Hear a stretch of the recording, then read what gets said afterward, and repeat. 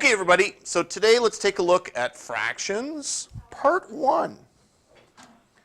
Okay, now remember,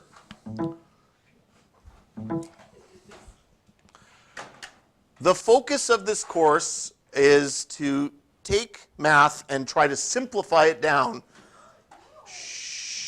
so that it makes it easier for guys to do this again. So remember, here's the goal. To get from question to answer using language and a method, okay? Those two things should be as simple as possible, and then you should repeat this process until you get it easier and easier done, okay? Last time, we talked about order of operations, and the method that we learned was BEDMAS. BEDMAS, which stands for what? Brackets, exponents, or extra at this point, division, multiplication, addition, subtraction. And if you don't know DMAS, what are you? That's terrible. That was a horrible thing for you guys to say to me, but yes. All right, that is correct. All right, come on, work. There we go. All right, what are fractions? So let's start with the basic definition of fractions. So the concept of fractions is basically to work through this in a way that obviously some of you found frustrating, okay? A lot of you were unable to work with fractions. It showed on your diagnostic test that fractions was something that some of you have trouble with it. You're used to working with whole numbers. So for example, let's count up the cookies here. 1, 2, 3, 4. Nope, there's 4, okay? There's 3 there. Those are whole cookies. When we're talking about fractions, we're talking about parts. We're talking about taking a whole thing and dividing it into parts. And that's what fractions are. Fractions are parts of a whole. In other words, fractions are numbers in between the whole. Okay? So let's do with a real life example.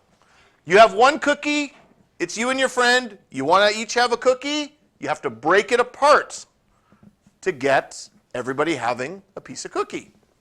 This means you get a fraction of the cookie. You can also divide it into other parts, for example, into 4 parts. So everyone gets a fraction of the cookie. When you first learned about fractions, this is the kind of stuff you would have done. You would have used real-world objects, like cookies. You would have even drawn pictures, like circles, to represent. Shh, girls. So this is the whole. Fractions are parts of the whole, and you can divide the whole into different fractions, okay? So let's simplify it. Fractions are part of a whole. They're part of something, okay? But we can't keep drawing pictures, and no grade 9 math class is going to have you drawing pictures for fraction problems. You will absolutely be doing it with numbers. And as you move to grade 10, you will not be drawing pictures anymore. So you have to give up on the idea of only being able to do fractions using pictures because it's not going to get you very far, okay? So we're not going to draw pictures. We have to use the language of mathematics, which is numbers and symbols, okay? So we need numbers and symbols to represent parts of a whole. So the way fractions work is it uses 2 numbers, one on the top, one on the bottom, and a line in between. That's how a fraction works. The specific way it works is the number on the bottom is how many parts we divide it up into, and the number on top is how many parts we have. Okay, let's try an example. We have a circle. It's divided up into 4 parts. So 4 is the number of parts it's being divided into, and let's say I give you all 4 parts.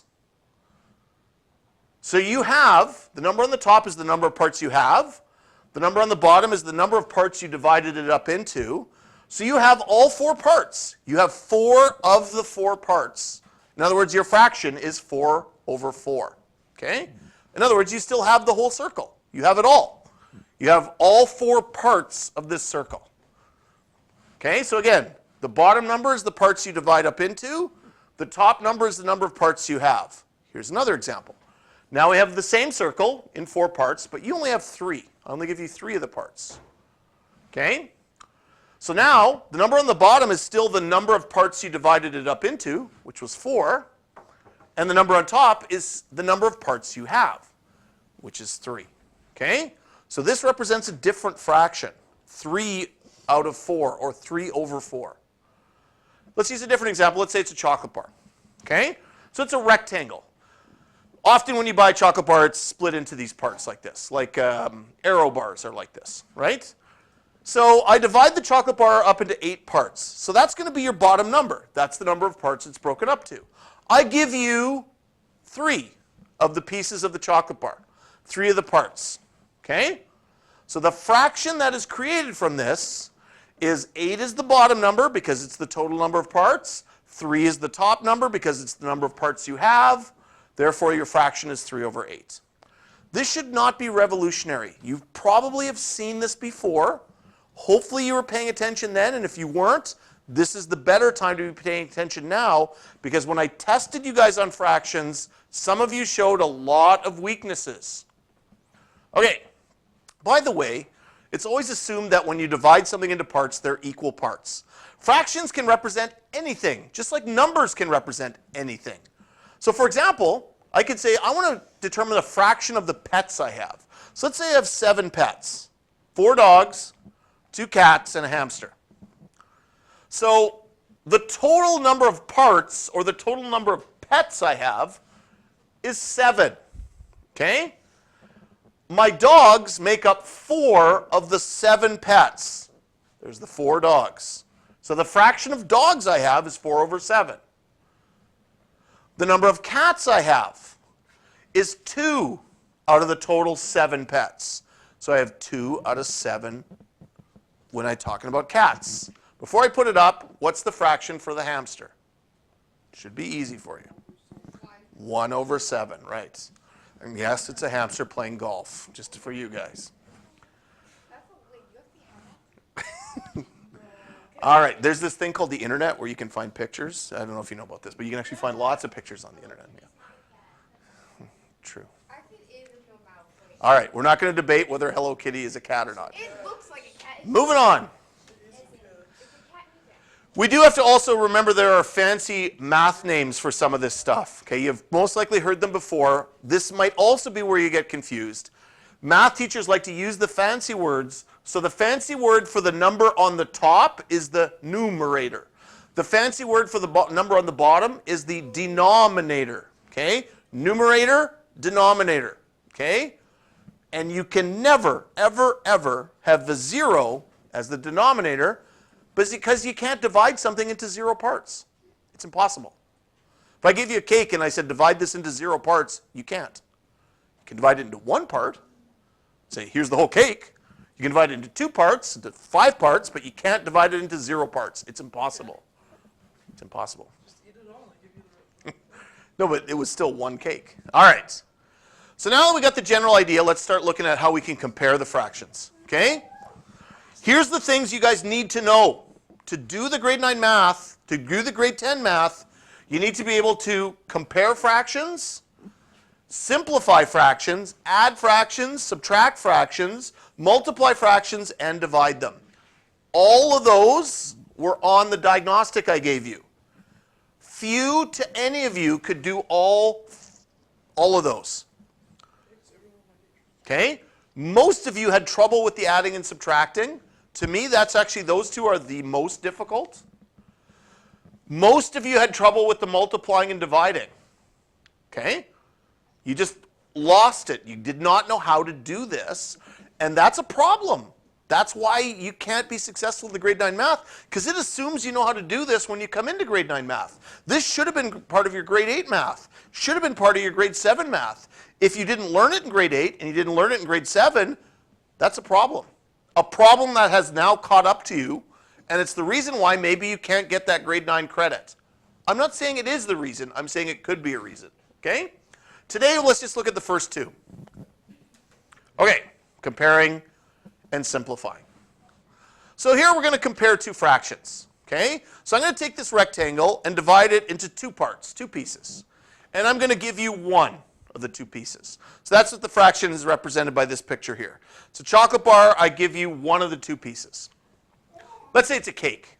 I take a nice rectangular genie's cake, cut it into 2 pieces, equal pieces, and I give you one of the pieces. Then I take a second genie's cake, and I cut it into 8 pieces, and I give you 4 of the 8 pieces. Well, what you see here is we have 2 fractions, 1 over 2 and 4 over 8. But if you look at them, they're both the same amount of cake, which means that the 2 fractions, 1 over 2 and 4 over 8, are actually equal. These 2 fractions are the same amount. And that might be bizarre to you. These are different numbers, yet they're the equal amount. Let's try a different one. Now I take a cake and I divide it into 3 parts, and I give you one of the 3 parts. Then I take a cake and divide it into 12 parts, and I give you 4 of the parts. And sure enough, if we look at it, it's again equal. Even though these are completely different fractions, 1 over 3 and 4 over 12, they represent the same amount. They're equal. Okay? And this might be, again, where you're losing the connection to the math here. You're not connecting the numbers and what they represent together. Let's try a different one. Here I'm going to give you a fraction 2 over 3 and a picture, and a fraction 5 over 12 and a picture. Now in this case, they're not equal. Look at this one and this one are not the same amount. Which one's bigger though? 2/3 or 2 over 3 is definitely a bigger amount here than this one. In math, we would express it this way. We'd say 2 over 3 is greater than 5 over 12. This is the stuff you're going to get in grade 9 math. You're going to get symbols. You're not going to get pictures. So if you're lost on the picture, you're definitely going to get lost here. And if you're lost there, you're not going to be able to do the questions. You're not going to be able to do the questions. You're not going to be able to do the credit. And guess what? You're coming back to numeracy again next year. No. Or something like that.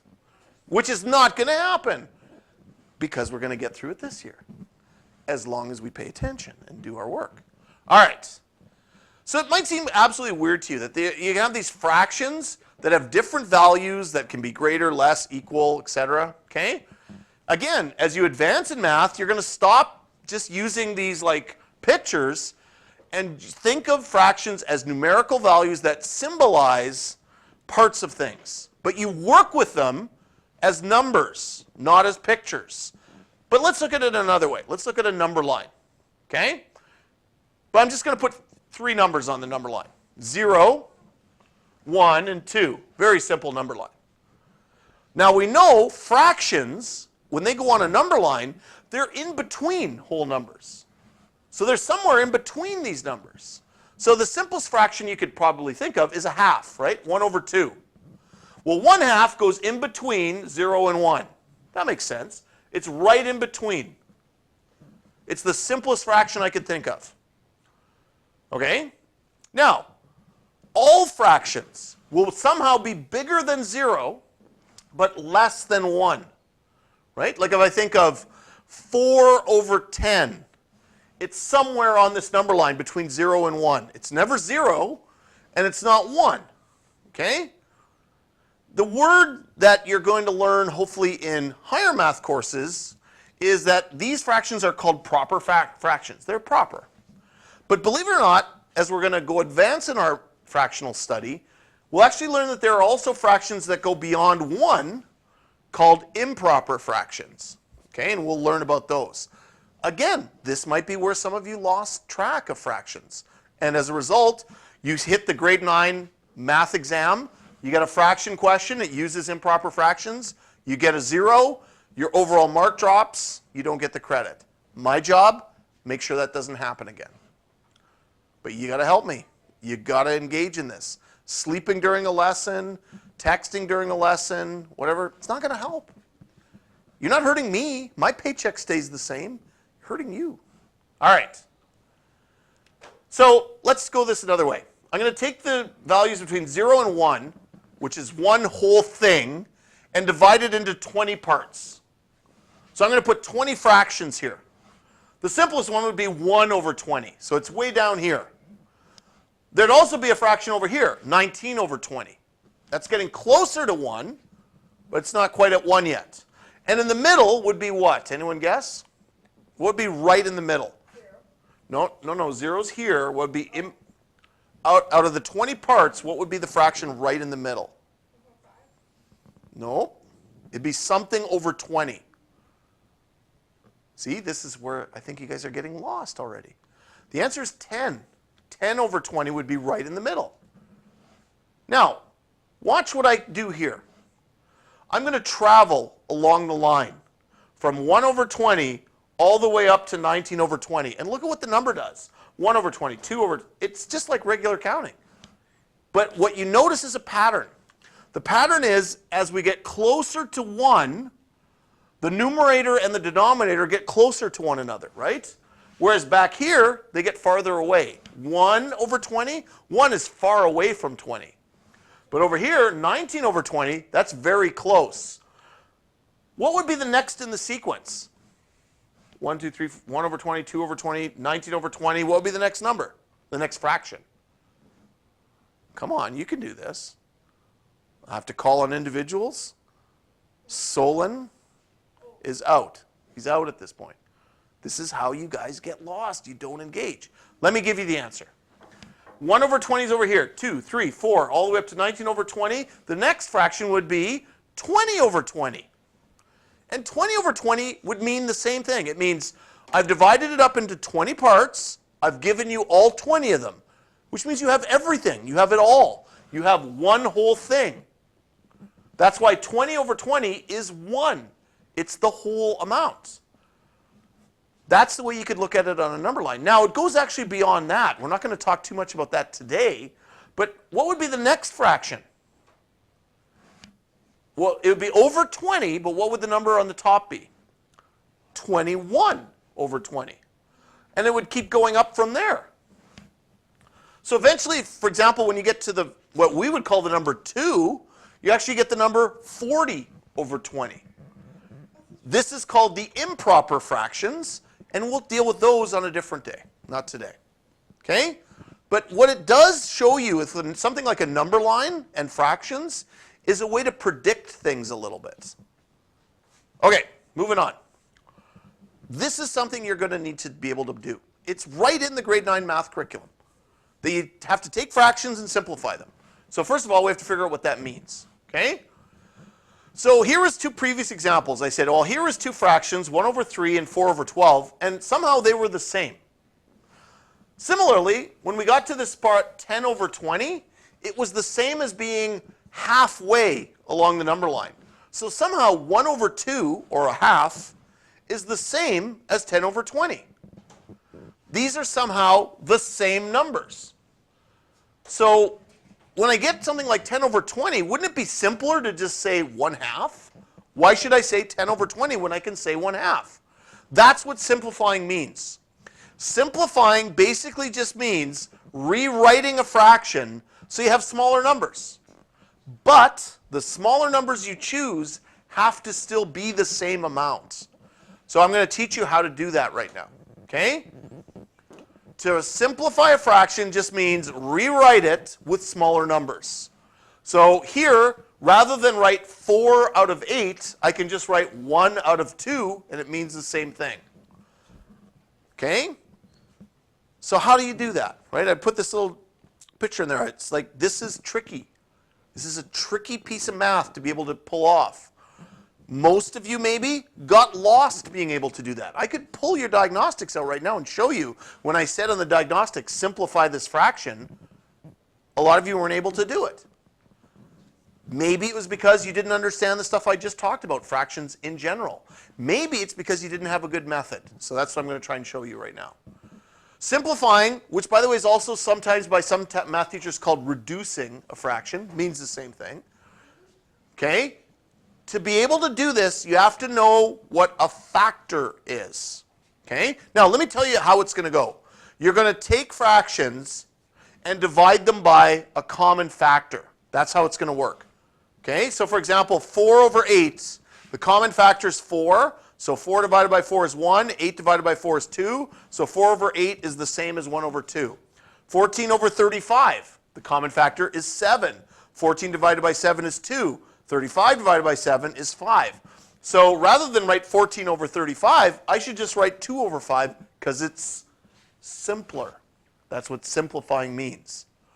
But that might be confusing to you. So let's stop for a second and talk about what a factor is. A factor are numbers that you can multiply together to create a new number. So for example, 2 times 3 is 6. Simple enough. So if I think of 6, 6 has the factors 2 and 3. 2 and 3 are factors of 6 because they're the two numbers you multiply together to get 6. Okay? But maybe another way to think of it is you can take the number 6 and divide it by numbers.